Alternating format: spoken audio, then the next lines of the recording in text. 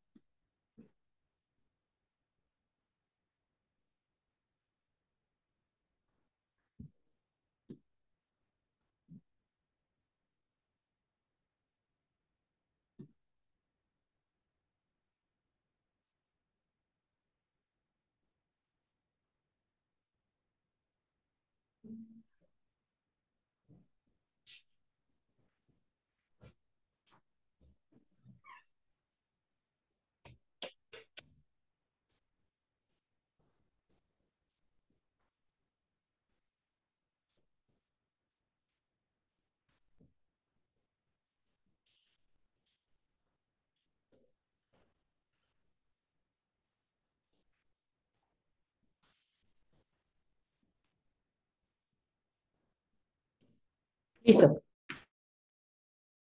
Hola, muy buen día a todas y todos. Muchas gracias por acompañarnos en este importantísimo evento, sobre todo contemplando el contexto tan complejo que tenemos al día de hoy. Muchísimas gracias, por supuesto, al grupo de estudios sobre Eurasia, particularmente a Iraíz Fuentes y también a Lucía Siriani, miembros del GESE, pero por supuesto a todas nuestras invitadas, invitados que tenemos el día de hoy y que justamente van a abrir un conversatorio, una discusión bastante interesante sobre pensar el sumud, vida y esperanza frente al genocidio. El día de hoy la idea es tratar de entablar una conversación a través de unas cuatro preguntas que vamos a estar turnando. Cada uno de nuestros ponentes va a emitir algunas ideas, algunas reflexiones sobre cada una de estas preguntas, esperando poder contemplar varias perspectivas interesantes. Pero también la idea, por supuesto, es poder entablar también pues un diálogo también con quienes nos están viendo a la distancia. Así es que también les hacemos una atenta invitación a que si quieren vertir alguna pregunta, comentario o cualquier observación interesante, también se puede hacer mediante Facebook. Así es que el espacio ahí está permanentemente abierto y al final de estas cuatro preguntas vamos a abrir este espacio justamente para interactuar un poco también con ustedes. Así que bueno, iniciaremos con la presentación de nuestros ponentes del día de hoy. Nada más haciendo también un pequeño comentario que la doctora Ara Galán está teniendo algunas complicaciones técnicas, por lo que ella se va a estar reuniendo con nosotros un poquito después, pero aún así leeré su semblanza y la vamos a ir dejando un poquito en los últimos lugares de los comentarios, esperando ya se pueda integrar. Y bueno, sin más, la doctora Ara Galán es historiadora, maestra en educación, doctora en pedagogía por la Facultad de Filosofía y Letras de la UNAM. Es coordinadora de los libros El papel de Israel en la militarización de México, que lo pueden descargar de forma gratuita además en la página Brigadas para Leer en Libertad. Es editora del libro Género, Violencias y Resistencia en Medio Oriente, una mirada desde América Latina, que ha sido publicado por el Colegio de México. Es además activista por el respeto a los derechos humanos, la libertad y la justicia para el pueblo palestino. También contamos con la presencia de la maestra Silvia Sáez Delfín. Es maestra en estudios de Asia y África con especialidad en Medio Oriente por parte del Colegio de México y su investigación está enfocada en la literatura árabe de los siglos XX y XXI, principalmente poesía, ensayo y autobiografía. Entre sus publicaciones están la traducción comentada del árabe al español de Estamos solos de Jeba Abu, Nada en la revista peruana Lengua Imperfecta y un artículo sobre la autobiografía literaria palestina en la revista española Anaquel de Estudios Árabes. Actualmente se desempeña como profesora de la materia Narrativas Femeninas de Medio Oriente y Norte de África en la Escuela Nacional de Antropología e Historia. También contamos con la presencia de la doctora Lucía Siriani Salazar, quien es licenciada en etnología por la ENA, es maestra en estudios de Asia y África con especialidad en Medio Oriente por el Colegio de México y es doctora en estudios islámicos por la Universidad Libre de Berlín en Alemania. Se ha especializado en la investigación histórica y antropológica sobre el sufismo contemporáneo en Turquía y en México, tema sobre el cual ha publicado diversos artículos y capítulos del libro. Actualmente ella es profesora de cátedra en el Tecnológico de Monterrey, Campus Ciudad de México. También el maestro Sebastián Estremo, quien es licenciado en Filosofía por la Facultad de Filosofía y Letras de la UNAM y es maestro en estudios de Asia y África con especialidad en Medio Oriente en el Centro de Estudios de Asia y África del Colmex. Es cartógrafo de profesión y escritor en su tiempo libre, habla español, francés e inglés con fluidez, maneja un de turco e italiano, es árabe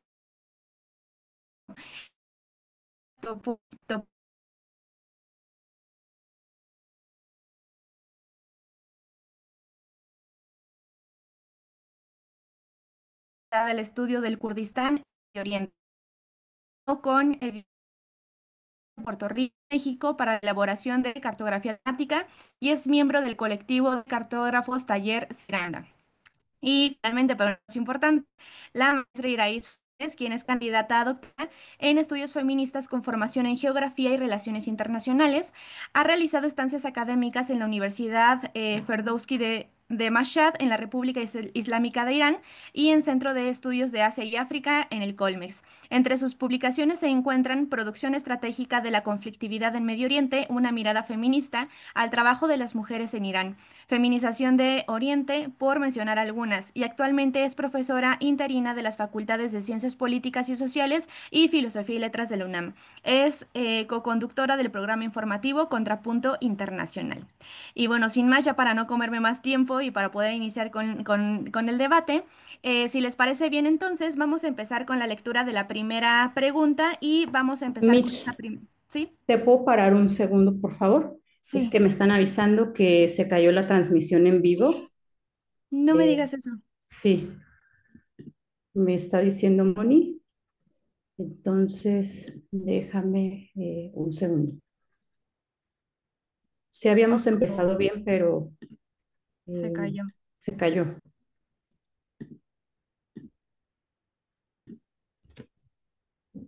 Uy, y duró súper poquito. Hijo, sí, no duró nada, ¿eh? Fueron 20 segundos. ¿En serio? Sí, estoy viendo el video. Ay, no, qué O sea, oso. nada de lo que, Fue de pero práctica. nada. Bueno, Ya, ¿ya listo. inicié? ¿Lo ven? Sí, sí, sí. Sí, ¿no? Listo. Parece que sí. Sí. Ok. Bueno, tuvimos algunas fallas técnicas. Parece que ya estamos de vuelta. Entonces, pues creo que iniciamos de nuevo con toda la presentación. Bueno, nuevamente muchísimas gracias a todos quienes están sintonizando este importantísimo evento que se titula Pensar el Sumud, Vida y Esperanza frente al genocidio. La idea de este conversatorio es precisamente entablar cuatro preguntas principales, cuatro rondas de preguntas en donde cada uno de nuestros participantes tendrá la oportunidad de vertir algunas reflexiones y bueno, entonces para no comer demasiado tiempo, vamos a iniciar con la presentación de algunos de nuestros expertos expertos que tenemos el día de hoy. No sin antes, bueno, también recordarles a todos quienes nos estén viendo que pueden vertir preguntas, comentarios ahí mismo en la transmisión de Facebook y que estas preguntas las vamos a leer al final del evento, también para que ustedes puedan entablar este diálogo con todos nuestros invitados, invitadas. Bueno, primero contamos con la presencia de la doctora Ara Galán, quien nos acaban de comentar que tiene algunas complicaciones técnicas. Ella se estará uniendo un poco después en el conversatorio. Pero bueno, ella es historiadora, maestra en educación, doctora en pedagogía por la Facultad de Filosofía y Letras de la UNAM. Es coordinadora de los libros El papel de Israel en la militarización de México, que lo pueden descargar de forma gratuita en la página Brigadas para Leer en Libertad. Es editora del libro Género, Violencias y Resistencia en Medio Oriente. Una mirada desde América Latina, publicado por el Colmex. Es además activista por el respeto de los derechos humanos, la libertad y la justicia para el pueblo palestino. También la maestra Silvia Sáez Delfín es maestra en estudios y África con especialidad en Medio Oriente por el Colmex. Su investigación está enfocada en la literatura árabe de los siglos XX y XXI, principalmente poesía, ensayo y autobiografía. Entre sus publicaciones está la traducción comentada del árabe al español de Estamos solos, de Jeva Abunada en la revista peruana Lengua Imperfecta y un artículo sobre la autobiografía literaria palestina en la revista española Anaquel de Estudios Árabes. Actualmente se desempeña como profesora de la materia Narrativas Femeninas de Medio Oriente y Norte de África en la Escuela Nacional de Antropología e Historia. También contamos con la presencia de la doctora Lucía Siriani Salazar, quien es licenciada en Etnología por la ENA, maestra en Estudios de Asia y África con especialidad en Medio Oriente por el Colmex y es doctora en Estudios Islámicos por la Universidad Libre de Berlín. Se ha especializado en la investigación histórica y antropológica sobre el sufismo contemporáneo en Turquía y en México, tema sobre el cual ha publicado diversos artículos y capítulos de libro y actualmente es profesora de cátedra en el Tecnológico de Monterrey, Campus Ciudad de México. También contamos con la presencia del maestro Sebastián Estremo, quien es licenciado en Geografía por la Facultad de Filosofía y Letras del UNAM y es maestro en estudios de Asia y África con especialidad en Medio Oriente en el Centro de Estudios de Asia y África del Colmex. Es cartógrafo de profesión y escritor en su tiempo libre. Habla español, francés e inglés con fluidez, maneja nivel intermedio de turco e italiano y ha estudiado a diferentes niveles árabe, serbio, alemán y ruso. Es autor del Atlas Toponimios, Memoria de los Pueblos en el Territorio y del libro de crónicas En estado de viaje, Crónicas al extremo. Su vida académica la ha dedicado en su totalidad al estudio del Kurdistán y el Medio Oriente y ha colaborado con editoriales de Francia, Puerto Rico, México para la elaboración de la cartografía temática y es miembro del colectivo de cartógrafos Taller Ciranda.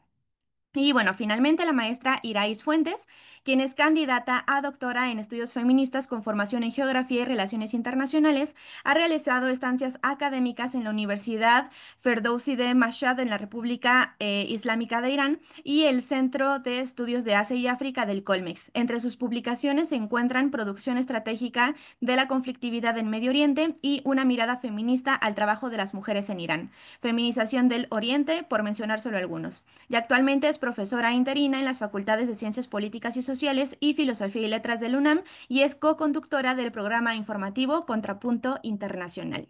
Bueno, vamos a empezar entonces con la primera ronda de preguntas. Les voy a hacer la lectura de esta primera pregunta y nada más les recuerdo, tendrán unos 5 minutitos en esta primera ronda para responder. Si vemos que nos queda un poquito de tiempo, igual y podremos seguir retomando algunas de estas ideas en las siguientes rondas. Bueno, iniciamos con la lectura de la primera pregunta, que sería, ¿cuáles son las condiciones históricas y políticas que hicieron posible la reapropiación y resignificación del concepto categoría árabe sumud por parte del gobierno palestino? Para esta primera ronda empezaríamos entonces con la participación de Silvia. Por favor, Silvia. Muchísimas gracias, Michelle. Claro que sí. Bueno, a mí me gustaría empezar por definir lo que es sumud en árabe. Es una palabra como muchas otras, no sé, se me ocurre tatriz o fedayín, que en el contexto palestino han tomado una relevancia, un significado con mucho más peso. Sumud se refiere a una resiliencia y específicamente a una resistencia resiliente. ¿Por qué hay que contextualizarlo históricamente? Porque en 1948, cuando fue la Nakba, esta gran catástrofe en la Palestina histórica, en la que más de 750.000 palestinos fueron desplazados y varios más masacrados en sus aldeas. Em, lo que ocurre es que casi 20 años después, en 1967, en la Nakba, la, la población palestina, tras la ocupación completa del territorio, es decir, en 1967 se termina de ocupar Cisjordania, Gaza y Jerusalén Este, los palestinos no querían ser desplazados una vez más. Entonces, Sumud se vuelve una estrategia para permanecer en la tierra palestina. Eso es uno de las primeras y más importantes características de Sumud en el contexto palestino, que es una resistencia desde la tierra palestina, no, no hacia afuera, no teniendo que irse en un éxodo nuevamente. Y en ese sentido, también es un tipo de resistencia, resiliencia pacífica. Eso también es algo que caracteriza al Sumud. Entonces, el tipo de tácticas que se sujetan al sumut son el trabajar la tierra, por ejemplo, el tener sus propias instituciones económicas.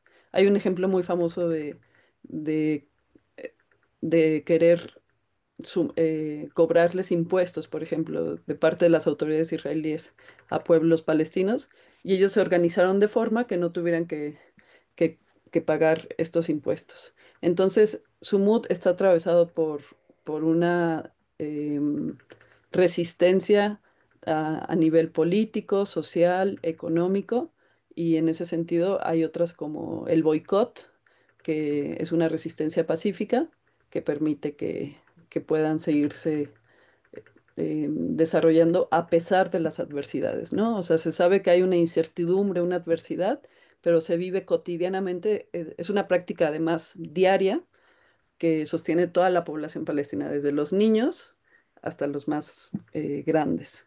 Entonces, es algo que incluso se plantea como una ética de vida, eh, para que comunitariamente se pueda llevar a cabo. Eso.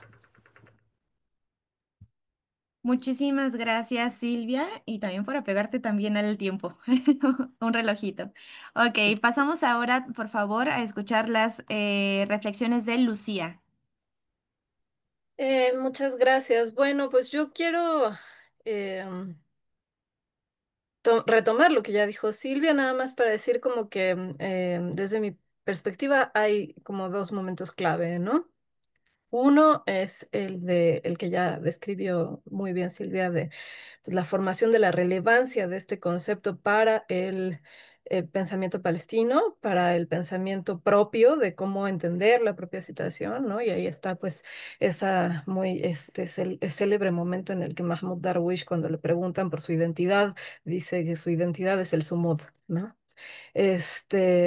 Entonces está ese momento formativo en donde ese concepto cobra relevancia para el propio pueblo palestino y estamos ante el segundo contexto en donde se crea un segundo sentido, digamos, del término a partir del surgimiento de la flotilla Sumo, ¿no? Entonces, como la distinción en el sentido de verlos como no exactamente el mismo concepto, sino como conceptos vinculados a través de la misma palabra, ¿no? Porque claramente la forma en la que el mundo lo va a entender no puede ser la misma que la manera en la que se crea en el contexto palestino y el contexto árabe parlante, ¿no? O sea, para las, vamos a decirlo en estos términos, conciencias que han sido despertadas gracias a, internacionalmente, gracias a los esfuerzos de la flotilla, Sumud aparece por primera vez como palabra que significa algo y no puede por lo mismo significar exactamente lo mismo que para los palestinos, pero abre un territorio de escucha a lo que los palestinos tienen que decir y en esa medida es que es importante. Y esa sería mi aportación a esta pregunta. Muchísimas gracias, Lucía. Ahora pasamos con Sebastián, por favor. Bueno, hola a todos, gracias por la invitación. Sí, bueno, al respecto de este tema, yo más bien como pensaría mucho en hacer un énfasis sobre la cuestión del arraigo con la tierra, ¿me explico? Porque a diferencia pensarlo desde un punto de vista, digamos, meramente nacionalista. Bueno, lo que sucede en Palestina desde que se da esta ocupación, ¿no? Pues en estas tierras, es pues una obligación a romper lazos pues ancestrales muy viejos con una tierra que donde habitaron, ¿no? Estas personas, ¿no? Entonces, pues llevar a cabo la resistencia, como bien decía Silvia, creo que ese es todo el punto, ¿no? No, no desde un exilio, no desde un irse, ¿no? Sino desde mantener los lazos sociales, ¿no? En todas sus dimensiones, ¿no? Con la tierra, este, pues genera otro tipo de identidad, otro tipo de resistencia. Recuerdo que en alguna ocasión, cuando estábamos en la maestría precisamente, pues estábamos leyendo a un académico israelí que la verdad a mí me gusta bastante, se llama Shlomo Sand. Y platica, o sea, debatíamos sobre el tema, pues de la ocupación y demás, y un compañero dijo, bueno, pero ¿por qué no se van, ¿no? ¿Por qué no les dan una tierra en otro lado, ¿no? En Suecia, decía. Y bueno, fue curioso porque contundentemente el resto del grupo dijimos, pues es que no va por ahí, pues, o sea, el simple hecho de estar ahí ya es parte de, digamos, una ideología que hay detrás, ¿no? Una forma de resistir que no tiene que ver simple y llanamente con irse y rehacer la vida en otro lado. Es como, pues no tendrían por qué hacerlo y la forma de vivirlo, ahí es, mediante estas estrategias de resistencia que bien mencionaba Silvia, ¿no? Entonces, ese sería un poco mi comentario al respecto, ¿no? A esta pregunta. Muchísimas gracias, Sebastián. Por favor, Iraís. Sí, bueno, primero muchas gracias, gracias a todas quienes nos están escuchando, desde luego también a Michelle que nos está moderando ahora mismo, a Lucía, Sebastián, Silvia y desde luego también a Ara que esperamos que se incorpore en los próximos minutos. Como mencionar algunas cuestiones a propósito de la categoría Sumut que ya bien lo mencionan. Ciertamente es que no es una palabra solamente, ¿no? Es decir, las palabras son resultado de un contexto político y van cambiando conforme a la historia, depende del contexto y demás. Entonces, claro, ¿no? Ya lo mencionaba Silvia, en el 48, en el contexto de la Nakba, ya se habla de un sumut. Sin embargo, la categoría sumut no es exclusivamente una palabra, digamos, del lenguaje palestino. Esta categoría ya se utilizaba, incluso se habla de que tiene sus orígenes o su remonte en términos políticos desde el mandato británico, justamente como esta irrupción de una presencia palestina como una sociedad.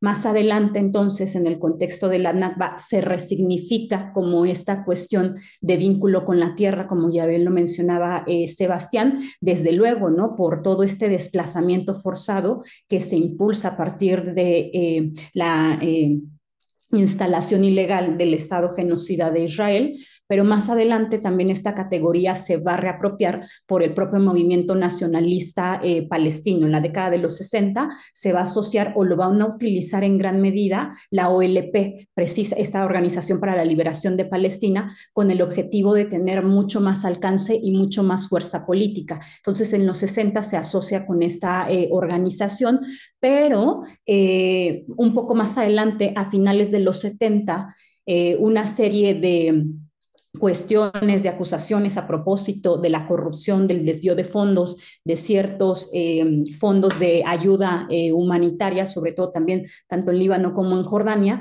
van a desprestigiar todo este movimiento que se está asociando al Sumud, pero que es específicamente de corte nacionalista. En ese momento, entonces, la sociedad palestina se ve en la necesidad de reapropiarse nuevamente del contexto, digamos, desligado de estas instituciones, y es acá entonces cuando esta categoría se le dota de cierta, digamos, dimensión política que no está asociada a la idea del Estado, sino más bien a la cotidianidad. Entonces, claro, ¿no? Esto va a ser un momento sumamente importante, especialmente en el contexto de la primera intifada 1987, cuando entonces, claro, ¿no? Toda esta movilización social digamos, asocia el sumud con una forma de resistencia y de supervivencia frente a toda esta forma de colonialismo. Una cosa importante, ya voy cerrando, pero no me gustaría dejarlo de lado, es que también en el contexto cuando se apropia la OLP, cuando se institucionaliza y demás, mucho se hablaba del sumud como esta cuestión de dar vida y de reproducción. Entonces, eso en muchos sentidos y que es criticado por la misma sociedad palestina, le da una dimensión esencialista de la cual se van a alejar en el contexto de la Intifada Palestina 1987 para hablar de un sumud que no es un sumud pasivo, es un sumud activo, es decir, que todo el tiempo está desafiando la ocupación, no nada más en los momentos, digamos, donde las instituciones toman estas categorías o salimos a tomar las calles, sino como justamente es una forma de vida, ¿no? Entonces, aquí es sumamente interesante cómo esta categoría de sumud una categoría, concepto que articula entonces la existencia palestina no como víctimas perpetuas, no como ese también, esa víctima que es excelente o cómo decirlo, que está limpia en pureza, sino que son sujetos con un montón de contradicciones, pero que aún así tienen la capacidad de ejercer pues formas de agencia, formas de resistencia, pero no pensadas las resistencias como las pensamos cotidianamente, ¿no? Desde la política formal. Este, entonces, como eso, ¿no? Como a lo largo de la historia la categoría de sumud va transformándose con respecto de la historia palestina.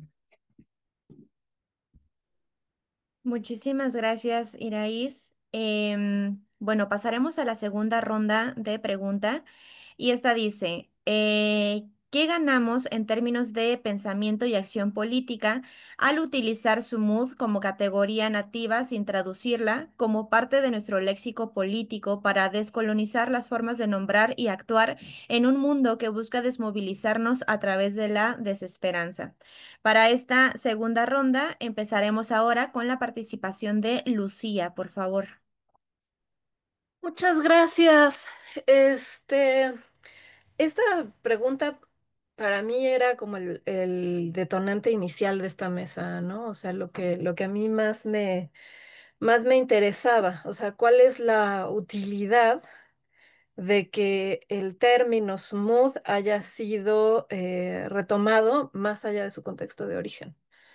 Este, Porque digamos que hablando de colonialidad y descolonización y este tipo de cuestiones, pues sucede mucho, es un fenómeno muy común en la academia, el intento por, digamos, la recuperación o la incorporación de términos nativos, entre comillas, ¿no? Y normalmente es un fracaso ese intento. Normalmente es un fracaso porque no, porque viene de un esfuerzo puramente académico por encontrar originalidad, por tratar de pensar más allá de ciertos paradigmas, pero no tiene suficiente fuerza, resonancia social, eh, porque el proyecto viene de los propios académicos que están tratando de pensar de una manera diferente, ¿no? Y este es un caso que no es así, ¿no? Es un caso en donde vemos cuándo realmente vale la pena este tipo de operaciones de incorporación de un término para, diría Clifford Geertz, ampliar el universo del discurso humano. Y es cuando las categorías son relevantes por sí mismas, porque es el propio contexto político y social en el que resuenan la que las hace salirse del contexto de su formación. Entonces, por eso a mí me pareció interesante, porque no es un esfuerzo, no es una cosa que nos proponemos nosotros de, vamos a descolonizar el pensamiento, sino que más bien es un auténtico acto de escucha. O sea, en ese sentido es un acto mucho más sencillo, mucho más claro, mucho más humilde por parte de quienes no somos palestinos, de escuchar lo que eso significa, ¿no? Y de, y de a partir de esa escucha, pensar en la posibilidad de una colaboración, ¿no? Entonces, para mí, por eso es muy importante el contexto presente. Porque como había dicho en mi participación anterior, pues el concepto tiene su origen y su relevancia y su significación dentro del mundo árabe, dentro del mundo arabo-parlante y particularmente dentro de Palestina, ¿no? Desde hace muchísimo tiempo, pero es mucho más reciente que esta palabra empieza a tener otra forma de significación que tiene que ver con una alianza internacional para tratar de detener el genocidio en Palestina, ¿no? Entonces, para mí eso es lo que es urgente pensar en este momento. Es urgente ser conscientes de esa dimensión en ese momento. Y en ese sentido, ¿no? Yo una cosa que hice, o sea, me voy de nuevo a leer la palabra porque sé que ganamos en términos de pensamiento y de acción política, ¿no? Este, ah, yo creo que primero hay que ver que a Sumud le abre paso en esa especie de conciencia política internacional el concepto de Nakba. O sea, el concepto de Nakba es el primer concepto, digamos, nativo que se internacionaliza y que pugna ya en diversas esferas internacionales por convertirse en un concepto legal, ¿no? Eh, ¿Por qué? Porque dice más que la categoría de genocidio, porque la categoría de genocidio más fácilmente puede quedar atrapada en discusiones que son círculos viciosos acerca de si es o no es genocidio, ¿no? Y entonces el concepto de Nakba impone esa potencia de decir, sí, esta situación tiene algo de único, pero es traducible, puede entenderse, ¿no? Y yo siento que en ese sentido el concepto de Nakba abre camino para que otros conceptos que surgen de la experiencia palestina tengan sentido a nivel internacional, ¿no? Entonces, ahora bien, específicamente el sumud, ¿no? Yo estaba tratando de pensar qué es lo que el pensamiento en árabe sobre eso nos dice. Y creo que tiene particularidades, ¿no? Pero voy a hablar de eso después, ¿no? Porque estaba revisando como algunas de las particularidades de este concepto en la lengua árabe y lo que nos puede decir, ¿no? Entonces, es esa alianza, diría yo. O sea, lo voy a dejar con decir, es esa alianza entre decir, sí, esto nombra algo particular, algo específico, y al mismo tiempo tiene una potencia de traducibilidad internacional. Muchísimas gracias. Seguimos con la participación de Sebastián, por favor. Sí. Bueno, aquí de esta pregunta, sobre todo es la segunda parte de la pregunta, ¿no? Que dice un mundo que busca desmovilizarnos a través de la desesperanza, ¿no? Y bueno, ese mundo que nos intenta desmovilizar por medio de la desesperanza es digamos, se materializa, ¿no? O sea, es por medio de este sistema mundo capitalista en el cual vivimos, ¿no? ¿Y qué se suele hacer desde el sistema mundo capitalista? ¿O qué suelen hacer los estados, digamos, utilizando la terminología de Wallerstein, ¿no? Como los estados centrales dentro del sistema mundo? Es que suelen hacer mucho esto de apropiarse las palabras y quitarles su significado. Yo, por ejemplo, no soy experto en el concepto de sumud. De hecho, hasta me sorprendió un poco la invitación al respecto por eso. Pero sí puedo haber paralelismos. Justo hablaba hace poco con alguien sobre el tema de las protestas que han habido o están habiendo en los últimos años en diferentes partes del mundo, ¿no? La de Nepal, por ejemplo, ¿no?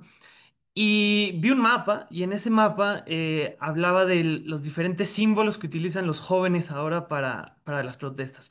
Y muchos vienen como de series de televisión y cosas así. Y no quiero sonar ahora sí que a viejo rancio de que piensa de que todos los tiempos mejores digo, todos los tiempos pasados sean mejores.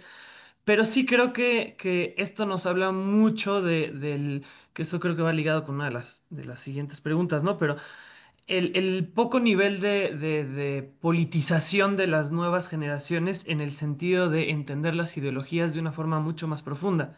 Y eso es algo que produce el capitalismo, es por culpa, digamos, del capitalismo, ¿no?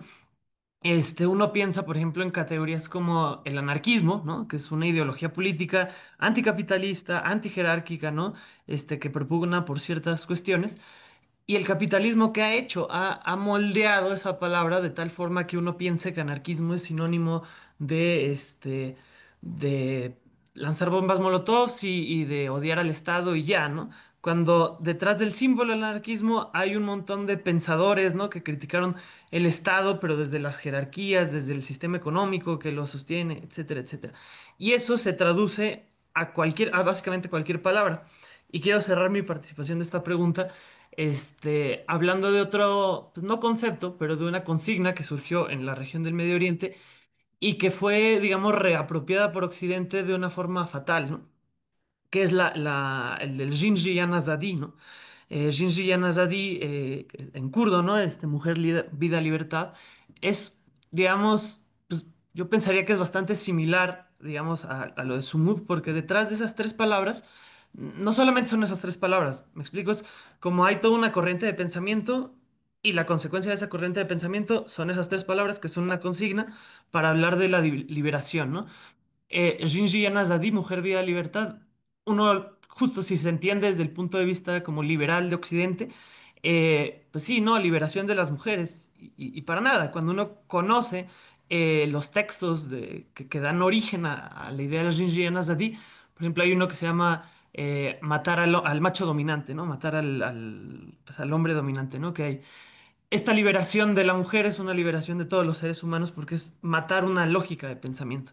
Entonces, en las protestas que hubo en Irán, particularmente desde el movimiento revolucionario kurdo, o no forzosamente toda la gente del movimiento revolucionario kurdo, pero sí desde una lógica de pensamiento de la resistencia desde el Kurdistán, en el momento en el que desde Occidente dicen, protestas en Irán, entonces son iraníes, entonces de pronto en Estados Unidos digamos, la oposición al régimen iraní, que muchas veces está representado por gente del exilio en Irán, que está a favor del Shah de Irán, que no tiene nada que ver por lo que luchan los kurdos, se reapropian de esas categorías y le quitan todo su significado, ¿no? Y al quitarle el significado, al robarnos las palabras, estamos perdiendo, digamos, en la lucha ideológica, ¿no? Entonces, esa sería como mi respuesta ante esta pregunta en el sentido de, está muy bien justo lo que dice Lucía, ¿no? Permiten justo una escucha, ¿no? Un diálogo de cómo se entiende la vida política desde dentro, ¿no? Para trascender esta romantización de la que hablaba Iraíz, ¿no? Pero al mismo tiempo hay que tener cuidado de no utilizar las palabras a la ligera, que es algo que en este mundo todo el tiempo se está haciendo, ¿no? Le llaman no sé, a los comunistas es como, eres comunista porque, no sé, porque crees que, no sé, cualquier cosa, ¿no? Se inventan ahí que cualquier, y no, hay que entender que las palabras de fondo tienen una tradición histórica, ¿no? Entonces, pues nada, hacer énfasis en eso y ya me callo porque creo que ya me excedí. Muchas gracias. Por favor, Iraís. Sí, gracias. Bueno, pues de acuerdo, ¿no? Con ambas posturas. Una de las cuestiones también importantes que me gustaría abonar sobre esto, o sea, ¿qué ganamos o sea, en términos de pensamiento y acción política al usar Sumud como categoría nativa sin traducirla? Un montón de cuestiones, ¿no? Primero o sea, voy a insistir en la cuestión de la desromantización precisamente, ¿no? Del sujeto, de las y los sujetas palestinos. Primero, ¿no? Es sumamente importante recuperar la categoría justamente en su contexto histórico con ánimo de no hacer esto que ya mencionaba Sebastián, es decir, de vaciarla de contenido para quitarle su carga política e imponer nuestras miradas, claro, ¿no? Coloniales, occidentales y demás, para articular digamos, lo que significa sumud en términos de traducción, y con eso se le quita o se le resta y se invisibiliza además a las y los sujetos que la están produciendo con cuerpo y materialmente hablando, es decir, que no nace justo de las academias, de las instituciones, sino que nace con el cuerpo, o sea, con experiencias y demás. Otra de las cuestiones que aquí me gustaría anotar también es a propósito de esta cuestión, eh, a propósito de lo que significa todo este encuadre y este andamiaje epistemológico, porque también se piensa la resistencia o la existencia palestina como en dos lentes que muchas veces suelen ser, bueno, no suelen ser, son reduccionistas. Una, que por el simple hecho de ser palestino o palestina todo el tiempo están resistiendo, ¿no? Entonces, esa es una aproximación, o sea, súper romantizada, en donde también se le quita esa capacidad de contradicción a las y los sujetos palestinos, y entonces, claro, ¿no? Si hay una persona, un sujeto palestino de origen palestino, desde luego, ¿no? O sea, toda su vida es resistencia, toda su vida es lucha, y caemos justamente en lo mismo. Y por otra cuestión es también que es muy peligrosa la traducción del sumud porque muchas veces se le asocia con la categoría de resiliencia, que es una de las cosas que hacen mucho en la traducción al inglés.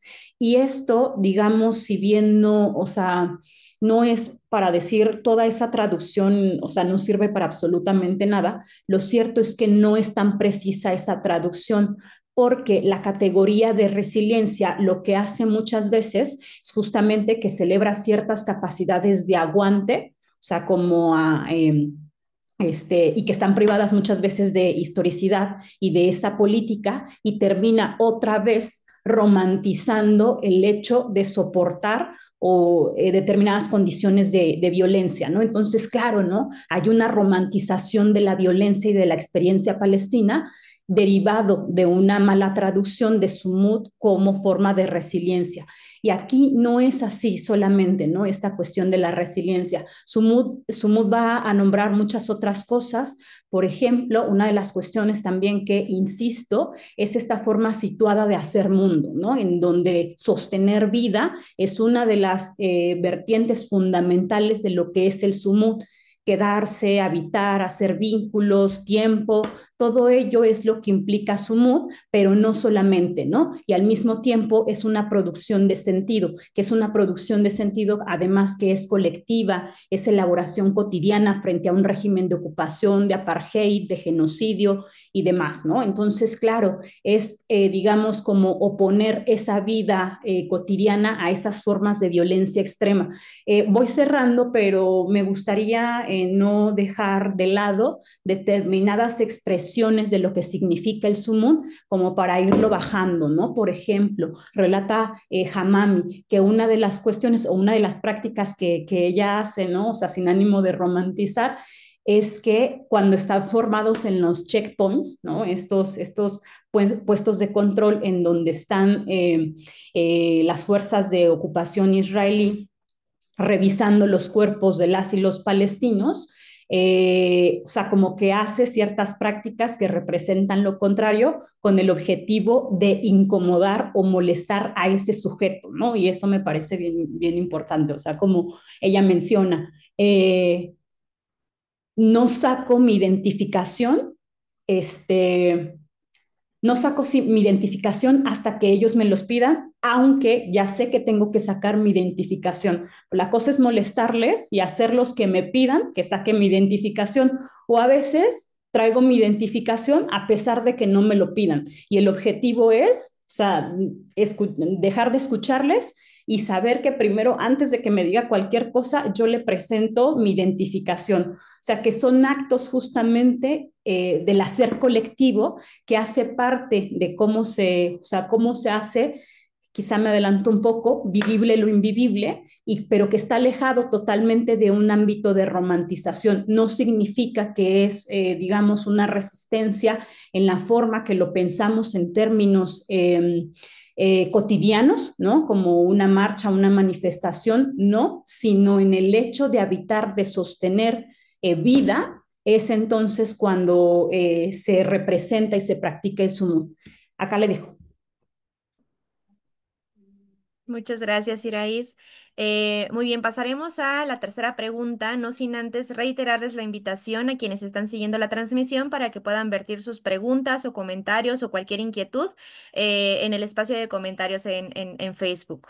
Y bueno, pasamos entonces. La tercera pregunta dice, la flotilla Sumud Global ha hecho visible internacionalmente este concepto árabe, cuyo origen palestino deviene de un proceso político complejo que pudo haberse quedado restringido al lenguaje académico fuera de Palestina, siendo así como esta acción política internacional, poner el cuerpo y el nombre de Sumud rumbo a Gaza, amplifica y resignifica el concepto y qué posibilidades abre para que Sumud no sea solo un término, sino una fuerza movilizadora global.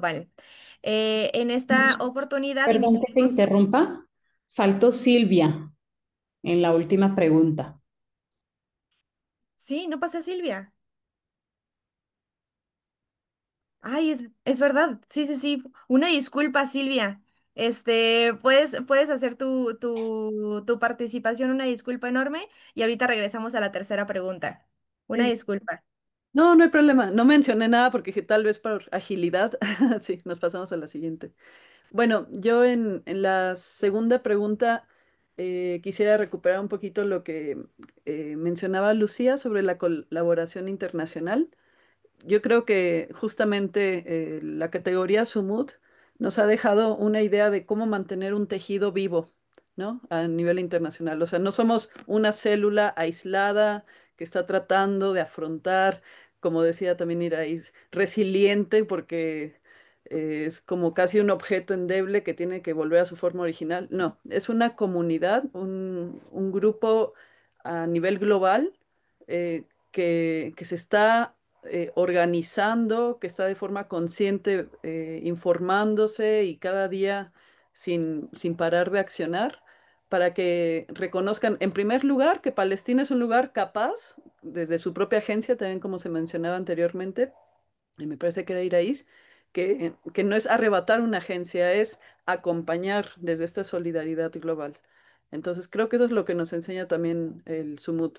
Eso en términos de Palestina, pero también nos invita a pensar qué es lo que nos hace falta en México también organizarnos, ¿no? En cuanto a nuestras propias violencias, desapariciones, empresas que quieren explotar recursos o despojar tierras. Es un poco como la pregunta que se abre, ¿no? ¿Cómo sería el sumut también en nuestro propio contexto? Eso es lo que quería agregar.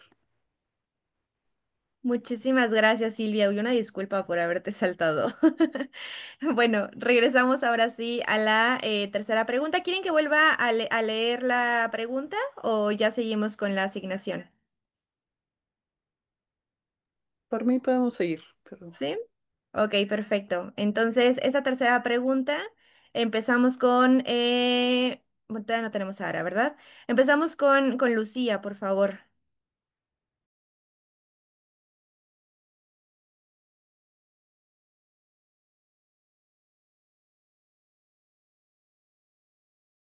Tu micro, Lucía, por favor. Perdón, les decía que tenía que leer la tercera pregunta otra vez porque en medio se me olvidó en este cambio. Se Entonces, las leo, se pero las aquí, leo. Si quieres, se ajá, les vuelvo a leer, Lucía, sin ningún problema. gracias. Vamos de nuevo. La flotilla Sumud Global ha hecho visible internacionalmente este concepto árabe, cuyo origen palestino deviene de un proceso político complejo que pudo haberse quedado restringido al lenguaje académico fuera de Palestina, siendo así como esta acción política internacional, poner el cuerpo y el nombre de Sumud rumbo a Gaza, amplifica y resignifica el concepto y qué posibilidades abre para que Sumud no sea solo un término, sino una fuerza movilizadora global. Sí, bueno, me parece que ya empezamos, o sea, en la pregunta anterior todos ya empezamos a responder esta pregunta, así que vamos a seguirle, ¿no? Con esa reflexión. O sea, me encanta lo que dijo Sebastián respecto a la necesidad que nos plantea el contexto presente, la observación de cómo se están dando algunos movimientos sociales y protestas en el presente. Entonces, la importancia de resistir, o sea, también hay un sumud ahí a la banalidad. Y yo creo que resistir a la banalidad es resistir a la idea de que hay un sentido correcto, un único sentido correcto de una palabra, ¿no? O sea, es justamente también retomando lo que decía Irais acerca de las contradicciones, es ser capaces de lidiar con la contradicción, ser capaces de lidiar con la ambigüedad y ser capaces de lidiar con la riqueza de sentido que nos provee esa posibilidad que tiene el lenguaje de dar, o sea, de iluminar la acción y el pensamiento, este, de múltiples maneras, ¿no? Y en los recovecos de lo intraducible para poder traducir, ¿no? Entonces, resistir a la banalidad es resistir a la traducción de un término a otro término como si esa es la única posible, que es lo que estaba criticando Iraís, ¿no? Decir, sumo de resiliencia, pero también decir, hay algo de resiliencia y de otras cosas en el concepto de sumud, ¿no? Entonces, lo único que hice yo realmente para prepararme para esta mesa fue leer el diccionario, porque pues uno va, ¿no? Cuando trata de pensar el sentido de las palabras, me fui a mi diccionario de árabe, ¿no? El que usaba yo cuando estudiaba árabe en el Colmex, para ver, bueno, o sea, ¿qué hay, qué puedo encontrar yo, ¿no? En esta palabra, ¿no? Entonces, lo primero que encontré que me pareció muy interesante, por supuesto, es la multiplicidad de sentidos de la raíz que da origen a la palabra, ¿no? Porque el árabe funciona así, tiene estas raíces de tres letras a partir de las cuales pues, se crean múltiples sentidos, ¿no? Entonces, hay muchos significados y de pronto cuesta trabajo ver la relación entre unos y otros del origen, de la raíz de esta palabra que es samada, ¿no? Y el que parece más claramente vinculado con lo que nosotros estamos discutiendo es el significado de persistir. Y ahí es curioso, ¿no? Porque no es resistir, sino persistir, ¿no? La continuidad. Y ahí va más hacia lo que decía Silvia con esta metáfora biológica tan preciosa de decir no somos células aisladas, ¿no? La persistencia es acción colectiva también. Entonces, también me llamó mucho la atención la tercera forma de este verbo, ¿no? El samada, que es llegar a las manos en un conflicto.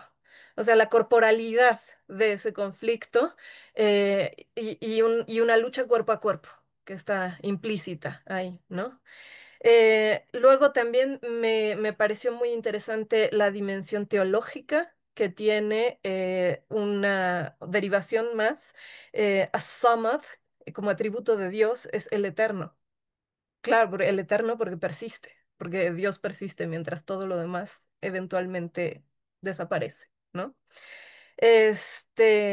Y finalmente ya la forma que estamos discutiendo, su mod, ¿no? Y los múltiples significados que la propia lengua árabe ofrece y que nos dice que en realidad el significado de esa palabra está en todas ellas y no se limita a ninguna de esas traducciones, ¿no? Que las que ofrece Julio Cortés en ese diccionario es firmeza, dureza, actitud resuelta frente a una presión. Y a eso se le suman resiliencia, que se ha propuesto, porque es una palabra que está muy de moda con todos los problemas que tiene en el lenguaje contemporáneo, constancia, perseverancia, tenacidad. Entonces, estas palabras son distintas unas de otras, porque tienen matices que las hacen distintas unas de otras. Y creo que mucho de la resistencia a la banalidad se puede lograr mediante la conciencia de esa multiplicidad de significado que hay. Detrás de esta palabra, ¿no? Y finalmente, en lo que tiene que ver con el tema de la flotilla, que lo retoma y que potencia la visibilidad de, de esa palabra la posibilidad de escucha de esa palabra, es pensar esos significados no en lo que se dice nada más verbalmente, sino en lo que se hace con esas palabras. O sea, yo creo que la flotilla Sumud, lo que nos vino a decir sobre el Sumud, nos vino a hablar de una forma de persistir que también va en aumento. O sea, sale primero un barquito y luego sale otro. Y luego salen 40 barcos, eran en esta última flotilla, y los detienen y luego están saliendo más, ¿no? Que si 30 desde Grecia y no sé qué, 20 desde Italia, creo, no sé, o sea, no me acuerdo bien los datos concretos, pero yo creo que es ahí en donde nosotros estamos aprendiendo algo del concepto Sumov, a través del concepto Sumov. Ahí está la verdadera escucha, en esa práctica de no solamente continuar, sino ir en un proceso de crecimiento, que en ese sentido me parece, o sea, retomo de nuevo esa metáfora que ofrece Silvia porque me parece muy, muy atinada, ¿no? O sea, esos procesos celulares no se limitan a la existencia en la forma presente, sino que tienen esta tendencia a un crecimiento, ¿no? Ahí la dejo. Gracias. Muchísimas gracias, Lucía. Sebastián, por favor. A ver si voy por partes. Este, bueno, lo primero sería justo retomar la parte esta que mencionaba Irais de la romantización. En el sentido de, no sé, una anécdota, ¿no? Yo alguna vez di un curso sobre el contexto histórico-político del Medio Oriente, bueno, lo que llamamos Medio Oriente, ¿no? Hablando de esta cuestión de las palabras, lo que llamamos Medio Oriente en los últimos años, ¿no? Siglos, etcétera, ¿no? Y a mí me gustaba empezar el curso diciendo como la lucha por la libertad es la lucha también por este tema de la gente también tiene derecho o más que tiene derecho, la gente es imperfecta, pues. Entonces, luego cuando una persona, por ejemplo, un palestino es parte del movimiento palestino, se le exige una congruencia pura y absoluta. Al que es anarquista tiene un celular y dice, no, tú no eres congruente porque tienes un celular, ¿me explico? Como a las feministas que cierta actitud, no, ¿cómo haces esto si eres feminista, ¿no? Este imperativo de una congruencia pura y absoluta normalmente viene de personas que no son parte de ningún movimiento de resistencia, ¿no? Entonces, bueno, eso es lo primero, ¿no? Como que sí quería hacer énfasis en esto porque muchas veces hay gente que tiene muy buenas intenciones, por así decirlo, pero al no tener un contenido, digamos, politizado, la forma en cómo tú eres parte de esta alianza o este movimiento pro-palestino, al no tener carnita, por así decirlo, la forma como tú eres solidario o eres todavía más que solidario, pues se cae el riesgo de caer sí, en banalizaciones y en como esencialismos, ¿no? Dentro del movimiento palestino hay un montón de vertientes, ¿no? Y algunas vertientes, aquí sí les pediría por favor si digo alguna babosada que me corrijan, pero la parte esta del Fedayín y del Sumud, como que ahí hay una especie son dos estrategias distintas. Así lo entiendo yo y de verdad si no estoy en lo correcto, díganme. Este, Dos estrategias políticas distintas, tal vez en ciertos modos complementarias, para hacer frente a lo que está sucediendo, ¿no? Entonces, bueno, eso por un lado. Y la segunda que va ligado es como, o sea, voy a tratar de ser cuidadoso con las palabras que quiero utilizar, ¿no? Pero algo que yo he notado mucho en los últimos años, tal cual, ¿no? Es este tema de pronto el capitalismo que hace, de todo genera una mercancía. Entonces de pronto ya lo que vemos que está sucediendo en Palestina, en la región en general, pues es que ya hasta parece a veces hasta como una serie de televisión, ¿me explico? Y eso justo contribuye a esta banalización, ¿no? De pronto este sobrecontenido, esta sobresaturación de cosas horribles que suceden naturalmente, pero sin esta orientación, digamos, política de por qué te estoy mostrando esto, me parece muy peligrosa, ¿no?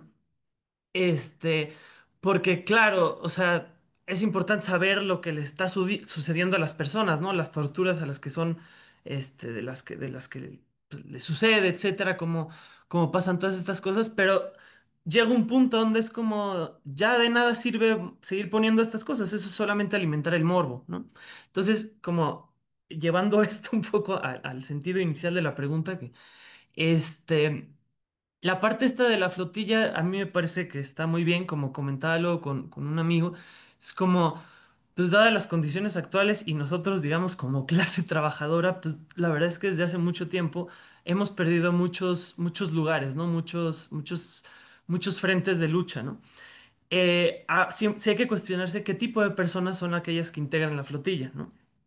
qué tipos de personas son y desde qué orientación político van. Naturalmente, pues, este esfuerzo es más que maravilloso, ¿no? O sea, porque en Egipto intentaron romper el cerco y ¿qué pasó? Pues el gobierno egipcio, perdón, los reprimió brutalmente, ¿no? Entonces estas personas que tienen cierto nombre, ¿no? O cierto cobijo en el sentido pues, digo, no quiere decir a ellos no los van a matar, uno con Israel nunca sabe, ¿no?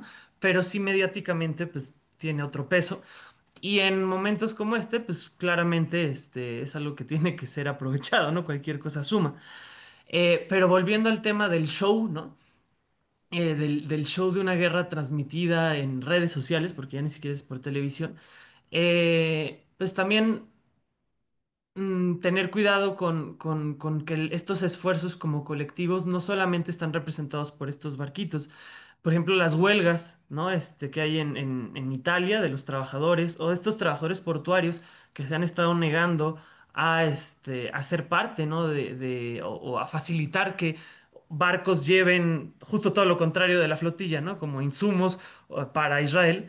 Esos esfuerzos también son parte de esta lucha internacionalista, utilizando yo o sea, este concepto, ¿no? Este, y eso me parece algo muy importante, a la hora de pensar los esfuerzos de la flotilla, ¿no? O sea, yo lo que más rescato de esto es el esfuerzo internacionalista por esto, ¿no? Pero sí hay que tener cuidado con no caer pues en un show, ¿no? Como si fuera la primera y la segunda temporada, ¿no? No, hay que entenderlo como un proceso político amplio y eso a veces implica cierta frialdad, por así decirlo, ¿no? No dejarse llevar tanto por cuestiones impresionables, ¿no? Y ya está. Muchas gracias. Seguimos con Iraís, por favor. Sí, gracias, Michelle. Bueno, desde hace rato que les escuchaba hablar a todos y todas, pero más concreto, ¿no? Cuando hablaba Lucía a propósito, ¿no? De cuando respondía la primera pregunta y hace todo este recorrido bien, bien bonito y muy a tiempo sobre el significado de la palabra sumud. Pensaba, ¿no? En este texto de, ¿puede hablar el subalterno? De Spivak, ¿no? Que nos pregunta eso. Claro, ¿no? Acá lo traigo a colación justamente porque una de las razones por la que lanzamos esta pregunta, o sea, ¿en qué sentido esta flotilla Global Sumud hace visible en términos internacionales este concepto árabe? Claro, ¿no? Va a ser de suma importancia. Quiero decir, ¿no? O sea, sin ánimo, por supuesto, porque existe la gran posibilidad en el contexto en el que estamos viviendo de que este concepto se despolitice, ¿no? Se ha tratado, digamos, fuera de contexto y todas estas cuestiones. Lo cierto es que esta flotilla Global Sumud pone sobre la mesa una discusión internacional sobre el sumud y nos empieza a generar una serie de interrogantes desde diferentes partes del mundo, en donde en muchas partes del mundo, muchos oídos no se escuchaba esta categoría de sumud, ¿no? Entonces, claro, obliga, o algunas personas, algunas posiciones nos obliga a investigar y a situarnos con respecto de lo que significa el sumud y que claro, no vamos a encontrarnos con esto, que vamos a tener o que más bien nuestro andamiaje teórico, nuestro alcance, nuestras miradas, visiones de mundo, no alcanzan, digamos, todavía a descifrar el sumud en sus términos amplios, derivado de que representa un respeto por el contexto que lo está produciendo. Entonces, acá me parece bien importante cómo la flotilla global Sumud pone esta categoría en la discusión y el objetivo es voltear a ver a Palestina. Una cosa que decía Greta Thunberg hace unas horas que fue liberada junto con otros rehenes, 171 rehenes aproximadamente, ella decía, ¿no? No vamos a hablar de mí, no hablen de la flotilla, no hay que dejar de hablar de Palestina. Acá es una cosa bien importante porque es el objetivo o el objetivo en término ulterior de este tipo de acciones, claro, ¿no? Está la flotilla, conformada por casi 500 activistas de diferentes partes del mundo que están utilizando esta categoría justamente como una forma de representación para quebrar ese cerco humanitario que ha impuesto Israel frente a la Franja de Gaza, no desde el 7 de octubre, hace 2 años, sino históricamente desde 2007 hasta la actualidad, pero que a partir del 7 de octubre del 2023, pues se hace mucho más fuerte, ¿no? Entonces, en este sentido, se hacen un montón de esfuerzos internacionales para quebrar este cerco internacional, y la cosa está en que vamos a mirar esa flotilla, porque ese lenguaje sí lo conocemos, ese sí se nos hace inteligible frente a nuestras miradas, a nuestros marcos teóricos y demás. Entonces, estas palabras que dice Greta Thunberg, claro, ¿no? Nos vuelve a centrar en el ámbito de la discusión, que es acabar directamente con el genocidio, pararlo de una vez por todas y hacer una digamos, procesos de dignificación de la vida palestina que históricamente ha sido violentada a lo largo de todos estos procesos con un montón de cuestiones, y que claro, esa vida palestina subsiste a pesar de la violencia derivado de estas formas, estas expresiones pues de persistencia, que es el sumut, ¿no? Ahora, voy cerrando como esta respuesta.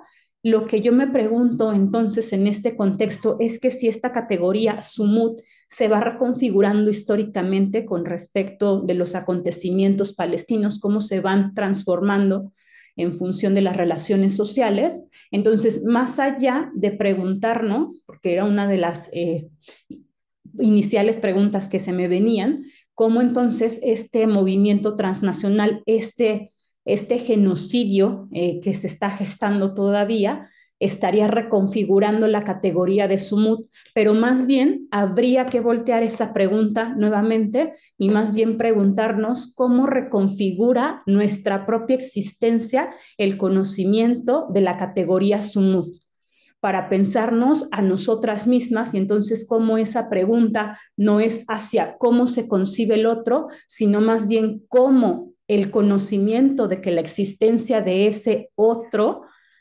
nos atraviesa y nos reconfigura. Entonces, claro, cómo nos está cambiando el panorama, el entendimiento de la existencia, de la defensa de la vida desde estas otras perspectivas que son inaudibles en la mayoría de los casos porque son formas coloniales, nuestra conformación es colonial. ¿Cómo se hace cuando empezamos a rebotar esas formas de colonialidad? Bueno, le dejo acá. Muchas gracias. Silvia, por favor. Sí, yo aprovecho esta intervención para reflexionar un poco y dimensionar los 2 años que hemos estado viviendo. O sea, desde un principio, 7 de octubre de 2023, en el que empezaron a llegar imágenes, no por los medios de comunicación, sino por el celular, que llegaban por cuentas, que tomaban videos directo de lo que estaban, de los bombardeos, de todas las familias que tenían que salir corriendo. Para mí fue algo sin antecedentes. O sea, yo quiero, además de la flotilla Sumut, que es el resultado que estamos viendo hoy, 7 de octubre del 2025, pensar cómo 2 años hemos estado ante una transformación global de lo que es eh, vivir la crueldad ante nuestros ojos y que por primera vez se pueda voltear el discurso de los terroristas nos están haciendo daño. A la fecha quieren engañarnos. Hay un video de las cárceles donde tienen detenidos a los activistas. Dicen, miren cómo traían, hasta es ridículo lo que dicen, traían comida para bebés estos terroristas. Yo dije, ya no pueden ellos mismos sostenerse en su propio cinismo y mentira y lo que nos quieren vender de discurso. Creo que por fin el mundo ha dado, aunque sea un pequeño giro, a que veamos con otros ojos estos esfuerzos de resistencia, como lo es la flotilla Sumut. Entonces eso, reflexionar en que han sido 2 años que han sido dolorosísimos, pero que al menos hemos podido abrir una ventana de poder juntarnos como sociedad a ya no permitir ciertas cosas. o al menos empezar a hacer un esfuerzo para que las cosas cambien. Muchísimas gracias, Silvia. Nuevamente reiteramos la invitación a quienes quieran hacer algún comentario o alguna pregunta en el espacio de comentarios en Facebook. Y bueno, pasamos ahora a la última pregunta, la última ronda. Esta pregunta dice, en un mundo caracterizado por la desmovilización política, la desesperanza y la narrativa de el fin de las utopías, Sumud también ofrece un horizonte y práctica política. ¿Cómo puede este concepto ayudar a imaginar y construir modos de acción política capaces de sostener la vida y hacer vivible lo invivible? Esta vez empezamos con Sebastián, por favor. Sí, bueno, de esta pregunta, bueno, quisiera empezar así, hablando como dentro del movimiento revolucionario del Kurdistán, hay algo que dicen es que, o una distinción que ellos hacen es, hay dos tipos de acciones, revolucionarias, ¿no? Que son las acciones positivas y las acciones negativas. Las acciones negativas son aquellas en las cuales uno va no sé, atacar una estación de policía es una acción negativa, ¿no? Porque estás destruyendo algo, que es violento por sí mismo, pero es una acción digamos, no construye, ¿no? Más bien destruye algo que debe ser destruido, ¿no? Uno de los grandes vicios que hay dentro de los movimientos, de izquierda muchas veces es que no hay un equilibrio entre las acciones positivas y las negativas. Las positivas son, como decía Irais en algún momento sobre lo del sumud, es la reproducción de la vida, ¿no? Es esta cotidianidad. Y en la cotidianidad también hay un carácter revolucionario, ¿me explico? Y es uno positivo. Entonces, dentro de los movimientos sociales alrededor del mundo, muchas veces esta falta de equilibrio entre sí, destruimos, destruimos, destruimos, pero en la cotidianidad no estamos cambiando nuestra forma de pensar, o por el contrario, nos clavamos muchísimo en nuestra acción personal, pero no estamos pensando en una escala mucho más amplia de análisis, pues hay una carencia, ¿no? Y justo, bueno, el movimiento kurdo, hablo de él porque es un poco de esta región, pues ofrece un poco esa forma de pensar ofrece una respuesta ante ello, ¿no? Y no es el único movimiento, ¿no? Los zapatistas también hablan bastante un poco en ese sentido, ¿no? Entonces, eso por un lado, ¿no? Ese tipo de acciones, ¿no? El tema es que también aquí yo pensaría hay que hacer una distinción entre resistencia, y la resistencia está muy bien, pero no podemos quedarnos en el nivel de la resistencia, ¿no? Porque la resistencia es un nivel, digamos, de acción pues en el que uno no resiste, pero uno de pronto tiene que ir a la ofensiva, ¿no? Uno de pronto tiene que ir a la ofensiva para, pues no solamente soportar y soportar y soportar, sino, tratar de acabar con el orden imperante, ¿no? Y yo creo que justo como retomando a Lucía la parte de que tal vez una de las grandes valías de esto es poner esto a discusión, es que nos haga reflexionar sobre esto. Porque pues el discurso que nos venden es uno de la desesperanza, de que no se puede cambiar esto, ¿no? Y ahorita vemos que esta región, llamada Medio Oriente por los europeos y los estadounidenses, por Occidente, ¿no? Este, pues hay una reconfiguración, ¿no? Es un plan geopolítico que las élites de Occidente con alianza con las burguesías, con las élites locales, algunas de ellas árabes, ¿no? Otras no árabes forzosamente, pero se están repartiendo este territorio, ¿no? Este territorio y todo lo que hay dentro de él, incluida gente, ¿no? Este, esta parte de los de la Franja de Gaza que se los quieren llevar a Libia o a Siria, pues son dos países los cuales Occidente en los últimos años se encargó de destruir, ¿no? Se encargó de destruir para ir generando pues, escenarios para su reconfiguración de la región, ¿no? Entonces, pues yo pensaría que no nos podemos quedar solamente en el nivel de la resistencia, pero también seamos francos y venimos de un momento de derrota histórica desde el punto de vista revolucionario, ¿no? O sea, los grandes movimientos del siglo pasado, pues ya no existen, poco a poco, pues van transformándose, ¿no? Lo vemos justo con el PKK, ¿no? Que pues justo el último anuncio que hizo. Entonces, los tiempos han cambiado. La forma de hacer revolución no puede ser la misma como la que se hizo a principios del siglo XX. Pero esta perspectiva de no solamente quedarse en la parte de la resistencia, sino de ir a la ofensiva, yo creo que es algo que en el mediano plazo, en el largo plazo, tendríamos que aspirar, ¿no? Y para aspirar estamos en un buen momento para tratar de construir un nuevo horizonte político, ¿no?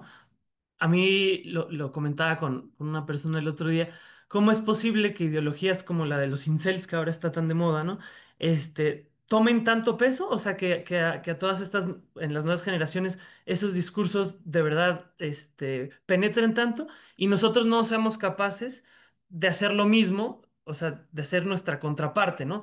Más bien proponiendo, más que proponiendo, haciendo conocer nuestros propios discursos, ¿no?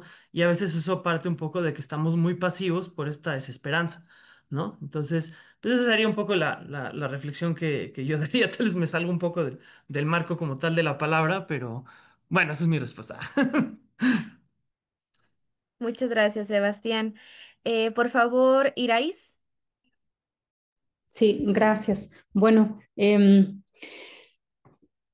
muchas cosas, pero me centro como en la forma de hacer política, ¿no? O sea, cómo puede este concepto, cómo nos ayuda justo a imaginar y construir mundos de acción política capaces de sostener la vida. Bueno, me parece a mí que la categoría Sumud o sí, esta práctica más bien de Sumud nos invita a hacer eso, pensar la política, hacer la política desde otras partes, desde otras formas. Porque claro, ¿no? O sea, cuando hablamos de la política, entonces, o sea, estamos centradas Pues, en ciertos registros, ya no nada más, digamos, como las cuestiones del Estado-Nación, lo institucional y demás. Incluso cuando se habla de resistencia, como ya bien se decía, ¿no? Y que justo su mood no es en sí o no se podría traducir como resistencia. Cuando pensamos resistencia, entonces la estamos pensando claro, ¿no? Las mujeres salen a las calles, toman las calles, hacemos pintas, este tipo de categorías. Pero acá entonces Sumud nos pone en tensión toda esta forma en la que nos estamos preguntando para decir, claro, en el ámbito de la cotidianidad, eso que sucede supuestamente en el espacio privado, ultra entre comillas, que está catalogado históricamente como un espacio apolítico, donde no sucede absolutamente nada más que el amor, la confianza, las emociones, un montón de categorías que tienen el objetivo de despolitizar. En realidad, acá se está gestando formas de política que son fundamentales para que esa otra política institucional se cimiente,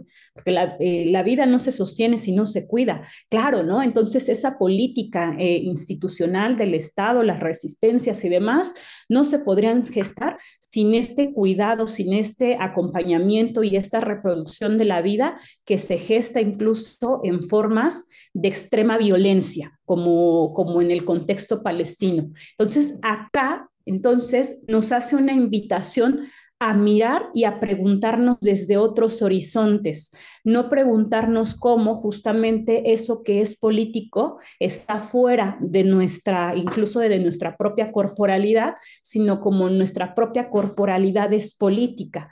Y ahí, en esos actos, en esas prácticas que se gestan y que se hacen de manera cotidiana, justamente es una forma, digamos, de mirar el mundo desde otras perspectivas, ¿no? Entonces, de pronto, acá ayuda un poco esta categoría que utiliza James Scott sobre infrapolítica, en donde habla justamente de cómo estos agentes, valga la redundancia, o sea, son sujetos, agentes de cambio, de transformación en, digamos, prácticas, gestos cotidianos, pero que eso va a ser fundamental para comprender esa política de la contestación, porque eso le está dando la capacidad, sí, claro, ¿no? Le está dando esa contradicción y le está dando esa capacidad de contestar y de resistir, porque parece muchas veces, ¿no? Y es uno también de los discursos como más, digamos, dominantes en el contexto de este genocidio,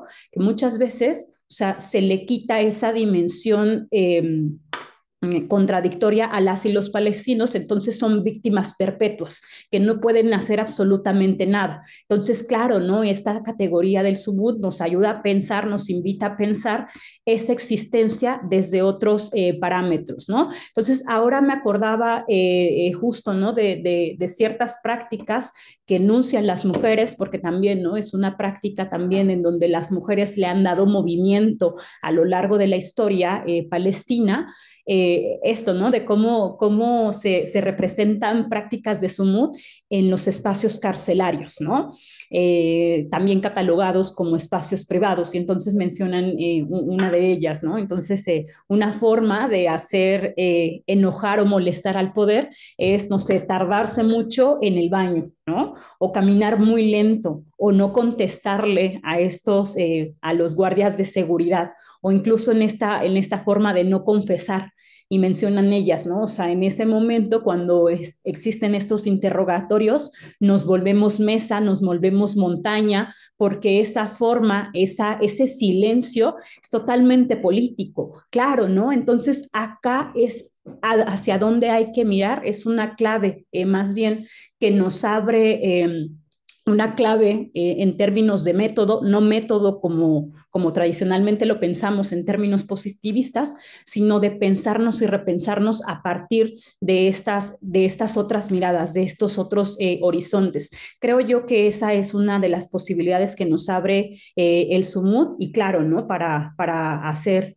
sostenible estas formas de violencia, sin ánimo, por cierto, ¿no? O sea, de romantizar, porque eso es muy peligroso. Y acá le dejo. Muchas gracias. Muchas gracias. Silvia, por favor. Bueno, para esta última pregunta quisiera abordarlo desde la literatura. A mí algo que me llama la atención es que precisamente desde la escritura, les palestines han podido reapropiarse de ciertas palabras. Por ejemplo, hay un escritor, Mossab Abu Toja, que un poema suyo me gusta muchísimo por cómo lo dice. Dice, mi abuelo era terrorista. Ese es el título del poema. Luego dice, recogía naranjas y limones, pescaba con sus hermanos hasta el mediodía, cantaba una canción reconfortante de camino a la herrería con su caballo. Entonces, justo estas reapropiaciones, hay otro poema de Darwish que escribe desde la cárcel, y es un poema tiernísimo de cómo desde ahí puede volver a ver la luna desde otro ángulo, y es el brillo que le da sentido de vida. O por ejemplo, hay otro poeta que se llama Marwan Mahul, que, que justo, o sea, nos dice, pues yo quisiera hablar de otras cosas, quisiera hablar de los pájaros, quisiera hablar de cualquier otra cosa, pero las bombas no me lo permiten. Entonces, aquí está como una evidencia de que hay muchas cosas de las cuales las palestinas quieren hablar, pero hay una situación que ellos van a cargar eh, haciéndole frente, ya sea por las letras o por otros medios. Y bueno, en ese sentido, un poema que a mí me gusta mucho de Fado Tucán, y con ese yo terminaría mi participación, tiene que ver con este amor a la tierra en todos los sentidos, ¿no? Si tienes que resistir muriendo ahí, eso es otra forma, ¿no? Entonces ella dice, me basta conseguir en tu regazo, me basta con morir encima de ella, con enterrarme en ella, bajo su tierra fértil disolverme, acabar, y brotar hecha hierba de su suelo, hecha flor, con la que juegue la mano de algún niño crecido en mi país. Me basta conseguir en el regazo de mi tierra, polvo, azar y hierba. Entonces, bueno, eso sería. Muchas gracias, Silvia. Qué bonito. Bueno, seguimos con Lucía, por favor. Muchas gracias. Bueno, sí, quisiera confesar que un poco los términos de esta pregunta vienen de mi conversación con Iraíz antes de iniciar el preconversatorio, digamos. Este, y que parten de una lectura de este libro de Enzo Traverso, Melancolía de la Izquierda, ¿no? Que es un libro muy interesante porque desarrolla de una manera muy meticulosa esto que ya Sebastián nos expuso de manera bastante clara, ¿no? O sea, ¿qué pasa con las izquierdas del mundo cuando la derrota, la desintegración de la Unión Soviética acarrea como un tsunami la desesperanza, ¿no? O sea, como la generación de un mundo unipolar en donde parece que el capitalismo ha ganado la partida y ha desaparecido el horizonte utópico de la esperanza y el concepto, la creencia en la posibilidad de la revolución, ¿no? Entonces, me parece que la postura de Traverso ahí no es no es la de generar más desesperanza, ¿no? Sino la de realmente hacer un análisis crítico de lo que eso significa para nuestros tiempos y lanzarlo como un desafío de decir, bueno, ¿y qué vamos a hacer frente a esta situación? Porque el panorama está así, o sea, estamos sumidos en la melancolía y eso nos lleva a los males que ahora estamos también diagnosticando en el sentido de la incapacidad de tener el mismo tipo de impacto que tienen otras pseudoideologías que son bastante preocupantes, ¿no? Y en ese sentido era que, digamos, a mí me parece, siendo optimista y yendo en contra de esa melancolía, que la aparición en el léxico político, más allá del mundo araboparlante, de conceptos como sumud, lo que hace precisamente es un rescate de la esperanza, ¿no? Un rescate de la esperanza y de la posibilidad del renacimiento, o sea, de un énfasis en la persistencia, un fuerte contrapeso a estas, digamos, puras pasiones tristes de la denuncia, ¿no? Que también hablamos de esto, ¿no? O sea, de nada más, o sea, sí, es muy importante saber los abusos cometidos por el gobierno israelí, pero si nos excedemos en la exhibición del show del horror, entonces producimos una desensibilización y sobre todo difundimos el terror y le hacemos el caldo gordo a justamente quienes no queremos, ¿no? Entonces, por eso conceptos como sumud son tan importantes porque nos permiten, nos abren un horizonte de esperanza en una época en donde esa esperanza parecía perdida. Y decía Traverso que a principios del siglo XXI el principio de esperanza para las izquierdas había sido sustituido por el principio de responsabilidad. Y a mí me parece que justo la aparición de estos conceptos nos permite rescatar el principio de esperanza sin necesariamente tener que perder el principio de responsabilidad. Para asumir la capacidad de acción política. Y también ahí me parece que lo que dice Iraíz es clave. O sea, ha sido muy impactante para muchas personas ver la madurez en el pensamiento político de un personaje como Greta Thunberg, al que muchas personas dentro de la izquierda del mundo ya habían tirado a la basura por este purismo que decía, nah, ya se tomó la foto con Obama, ya valió, ¿no? Y dice, y renace justamente como un personaje que tiene algo que decirnos, ¿no? Y lo que tiene que decirnos es bastante sencillo. No se fijen en lo que me hicieron a mí, fíjense en lo que sigue pasando en Palestina, ¿no? Este, mm, es esa capacidad de moverse del centro de atención, de tratar de reorientar las cámaras, yendo muy directamente a contrapelo del racismo que quiere colocarla en el centro de la atención, ¿no? Entonces, bueno, ya como en ese rescate que he estado haciendo todo el tiempo de las aportaciones que me han hecho, gracias para pensar a los colegas en este conversatorio. Yo también voy a cerrar con la lectura de un poema que medio nos pusimos de acuerdo aquí de un ladito sobre la idea de darle la última palabra a la poesía palestina, ¿no? Y bueno, gracias a mi querida maestra Silvana Rabinovich, tengo a la mano una traducción preciosa al español hecha por Luz Gómez de un poema de Mahmoud Darwish que se titula justamente El Sumud. Y dice así: si el olivo se acordara de quien lo plantó, el aceite sería lágrimas. Ay, sabiduría de los ancestros, si pudiéramos con nuestra carne darte escudo. Pero la llanura del viento no da hacienda a los esclavos del viento. Con pestañas como pinzas nos sacaremos espinas y penas. Dolientes cargaremos con nuestra desnudez y nuestra cruz. Mientras el mundo siga, seguiremos siendo el verde del olivo y el escudo de la tierra. Nosotros amamos las rosas, pero más todavía el trigo. Amamos el perfume de las rosas, pero es más puro el de las espigas.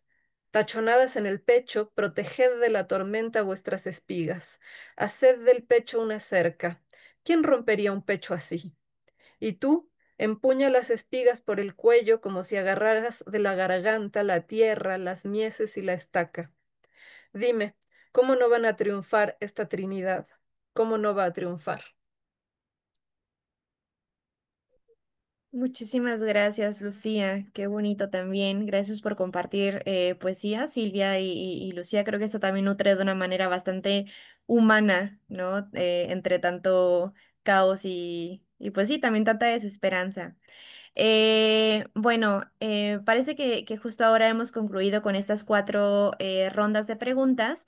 Tenemos algunos comentarios en Facebook, no han hecho preguntas, más bien pues les han felicitado y les han agradecido, ay, nos acaba de llegar un comentario muy largo también. Les agradecen justamente que se abriera ese espacio y todas sus reflexiones. Tenemos un comentario de Mir diciendo importante charla, saludos a los panelistas de Tania Cecilia, que dice gracias por su tiempo y haber compartido un tema tan importante en estos días, sobre todo porque ya se cumplieron 2 años del genocidio en Gaza. Y finalmente, bueno, no. Penúltimo, Claudio García dice muchas gracias por compartir su conocimiento y puntos de vista. Gracias por la poesía. Y justamente acaba de llegar también un comentario de Pablo Muñoz que dice, excelentes comentarios, considero que dan en el punto preciso al explicar estas manifestaciones de resistencia y o acción desde el idioma en que se enuncian. Y creo que este concepto asociado al pueblo palestino se ha masificado y se une a los símbolos de la lucha palestina. Greta igual dijo algo importante y es que la voz de los palestinos se manifiesta y... Ay, ahí se me perdió, se manifiesta y se actúa en solidaridad. Em, Ay, ay, ay. Con esta, ajá, con esta. Israel ahora se ha mostrado las deplorables condiciones de sus cárceles después de secuestrar a la flotilla y sigue desacreditándose día con día. Las victorias, espérenme, es que se me está actualizando constantemente esto. Las victorias han sido simbólicas, pues sigue muriendo gente, pero hay esperanza de que las percepciones están cambiando. Palestina libre. Y bueno, también un comentario de Mariana Escalante. Felicidades, colegas. Un gusto escuchar tan inteligentes comentarios. Gracias por la poesía también. Nos quedan todavía unos minutitos, entonces si están de acuerdo podemos hacer una última ronda ya con reflexiones generales, algunas conclusiones, algo que les haya faltado compartir. Entonces si gustan podemos empezar nuevamente con Sebastián y vamos como en el orden de la última ronda. Por favor, Sebastián. Ay, me agarraron de imprevisto. No, pues, o sea, no tendría mucho más que agregar, más bien, como el hecho de que se hagan este tipo de charlas siempre es algo positivo en el sentido de, o sea, retomando la crítica inicial que hacía y lo que decía Lucía, ¿no? Claro que es muy importante esta parte de la denuncia. Pero si esta parte de la denuncia no sabemos cómo procesarla, o sea, digamos, ahora sí que emocionalmente, ¿no? O sea, ver todas las cosas que pasan, pero no sabemos qué hacer con toda esa información que nos llega, pues llegamos a la desesperanza y a la impotencia. Entonces, este tipo de charlas o eventos que hay, ¿no? Como donde se discute lo que está sucediendo, sirven mucho para eso, ¿no? Para tratar de entender de forma colectiva primero qué está pasando, cómo lo estamos leyendo desde un punto de vista político, y segundo, pues qué se puede hacer al respecto, que pues yo creo que nadie de nosotros tiene idea realmente cómo, o sea, o lo pensamos colectivamente o no se logra, ¿no? Porque pues digamos, el monstruo ante el cual combatimos es demasiado grande y poderoso y es bastante frustrante, yo creo que para todos, ¿no? Ver cómo, pues justo esto no empezó hace 2 años, ¿no? Cualquiera que conozca la historia de Palestina, esto es un proyecto colonial que los europeos, bueno, las potencias de Europa Occidental y Estados Unidos vienen planeando desde el siglo XIX, desde antes, ¿me explico? Que este es un regaño, por así decirlo. ¿Por qué tienen que pasar estas cosas? ¿Por qué tiene que llegar hasta este punto para que ahora sí por fin, más o menos, ¿no? La credibilidad de Israel esté en juego? Eso habla de que desde antes habían muchas cosas que hacer y no es que sea nuestra responsabilidad como individuos, pero sí como colectivamente, como siendo parte, digamos, a grandes rasgos de esta ideología que se opone al capitalismo y al Estado-nación, o en todo caso al Estado-nación burgués. Pues es una llamada de atención de que esto también es producto de nuestra incapacidad de hacer frente a esto. Y pues, ¿qué vamos a hacer al respecto? Yo no lo sé, pero para eso sirven estas charlas, ¿no? Muchas gracias, Sebastián. Iraís, por favor. Sí, como algunas cuestiones a propósito de lo que ya mencionaba Lucía y que me parece importante insistir justo en que el espectáculo de la violencia no nos nuble la mirada frente a estos órdenes, a la existencia de la vida. Claro, ¿no? Entonces, por eso es bien importante esta recuperación, por ejemplo, de la poesía, de la literatura, incluso también del mismo cine hecho por las y los palestinos en donde ya se puede, o sea, su voz se vuelve audible. En ese sentido me parece a mí que es fundamental porque justamente, o sea, lo que está generando una serie no nada más de mercancías y de reproducción es las imágenes televisadas, ¿no? En tiempo real de desmembramientos, pues todo lo que hemos visto a lo largo de 2 años, sino, o sea, cómo eso despolitiza la cuestión palestina. Y entonces nos quedamos, o es muy fácil quedarnos en una cuestión de índole humanitaria, de paren el genocidio porque está mal matar gente, sin ver justamente el ámbito de lo humano que se está puesto en entredicho en ese acontecimiento. Porque esto es un parteaguas, desde luego, para pensar la humanidad. Se están rebasando los límites de lo establecido, de lo que se puede hacer, digamos, por los estados-nación, por las empresas, por organizaciones y demás, mismas que desde luego no quedan en el territorio palestino, sino que son exportadas como una forma de mercancía, dado que son tecnologías de control, de espionaje, de seguridad, de administración y un montón de cuestiones. Claro, ¿no? Entonces, por eso es que nos atañen de manera inmediata. Pero esto, ¿no? Esta cuestión de la humanidad, me parece, y por eso es que yo insistía, ¿no? Con Lucía de necesitamos que, o sea, como esta mirada crítica que tienes justo, ¿no? Alejada también de estas posturas tradicionales, o sea, ponga sobre la mesa una discusión que vaya más allá justo de hacer el recuento de los daños humanitarios, infraestructurales y demás, que desde luego es importante, por supuesto. Sin embargo, es importante también, o sea, generar discusiones desde otros lados, cómo esto nos está reconfigurando y claro, ¿no? Que quede registro, eso me parece también fundamental, que quede registro oral, escrito por todos los medios, que nunca estuvimos de acuerdo con el genocidio. Le dejo aquí. Gracias. Muchísimas gracias, Iraís. Silvia, por favor. Bien, yo solo quisiera cerrar mi participación diciendo que estos intercambios son muy importantes, así como todos los esfuerzos que se han estado reuniendo a lo largo de 2 años. Todas las colectas de dinero para las familias en Gaza, todas las marchas no han sido en vano, al contrario, han ido acumulando más cantidad de gente, más gente ha salido a marchar, más gente ha dejado de consumir ciertos productos. Incluso, por poner un ejemplo muy concreto, se tuvo que suspender un festival organizado por Movie precisamente por el boicot que se le hizo. Y estos resultados yo creo que son los que nos da mayor fuerza para seguir adelante y que este sumut, que es una lucha de la vida cotidiana, vamos a seguirlo haciendo desde nuestras trincheras, que son múltiples además.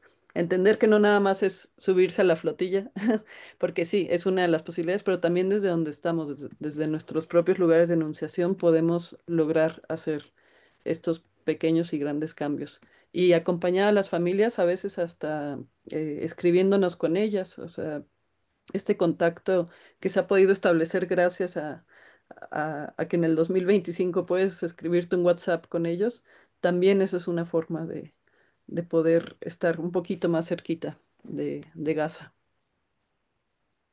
Muchas gracias, Silvia. Por favor, Lucía. No, nada, o sea, gracias a los colegas por compartir, por pensar juntos y por asistir a la convocatoria. Y nos seguiremos viendo, porque pues esto va a seguir, de eso se trata, ¿no? Entonces, muchas gracias. Muchísimas gracias a todas, a todos, también a quienes siguieron la transmisión, a quienes virtieron algunos comentarios. Estoy segura de que varias cosas se removieron en esta conversación y creo que justamente eso era el sentido, ¿no? Finalmente, pues continuar con esta conversación, como lo dice Lucía, esto va a seguir y esperemos que pues estas voces justo no dejen de escucharse. Muchísimas gracias también particularmente, bueno, especialmente también como Lucía Iraíz por la iniciativa, por haber organizado esto, por supuesto a Silvia también, también a Sebastián, bueno, Ara al final no se pudo unir con nosotros, tuvo estas fallas técnicas, pero esperamos poderla tener por acá en alguna otra ocasión. Gracias a absolutamente todos los que estuvieron por aquí conectados, también muchas gracias al grupo de estudios sobre Eurasia, a nuestra coordinadora Mónica Ramos y también a Wendy, muchísimas gracias y pues creo que podríamos ir cerrando. Bonita tarde y nos seguimos viendo y escuchando. Y muchas gracias a ti también, Michelle, por esta moderación extraordinaria. Muchas gracias, Mich.